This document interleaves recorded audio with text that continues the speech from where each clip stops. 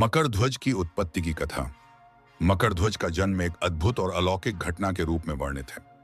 जब हनुमान जी ने सीता माता की खोज के दौरान लंका को अपनी ज्वलंत पूंछ से जला दिया, तो वे समुद्र में जाकर अपनी पूंछ को ठंडा करने के लिए उसमें डुबकी लगाते हैं। किंवदंती है कि उस समय उनके शरीर से पसीने की एक बूंद समुद्र में गिर गई, जिसे एक मकर, एक रहस्यमयी जलजीव जिसे अक्सर मगरमच्छ जैसे रूप में वर्णित किया जाता है, ने निगल लिया।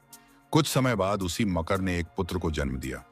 वह अत्यंत शक्तिशाली था और उसके शरीर पर मकर का चिन्ह था, इसीलिए उसका नाम पड़ा मकर ध्वज। रामायण में मकर ध्वज की भूमिका, मकर ध्वज की कथा का प्रमुख वर्णन लंका विजय के बाद की एक कम प्रसिद्ध घटना में मिलता है। जब रावण का वध हो चुका होता है, तब एक असुर तांत्रिक अहिरावण या कहीं कहीं महिरावण भगवान राम और लक्ष्मण का अपहरण करके उन्हें पाताल लोक ले जाता है। हनुमान जी अपने प्रभु की रक्षा के लिए पाताल लोक की ओर प्रस्थान करते हैं। पाताल के द्वार पर उन्हें एक युवा योहा बलशाली योद्धा रोकता है। वह और कोई नहीं बल्कि मकर ध्वज होता है, जो स्वयं को हनुमान का पुत्र बताता है। हनुमान चकित रह जाते हैं। वे कहते हैं, मैं तो ब्रह्मचारी हूं, मेरा पुत्र कैसे हो सकता है।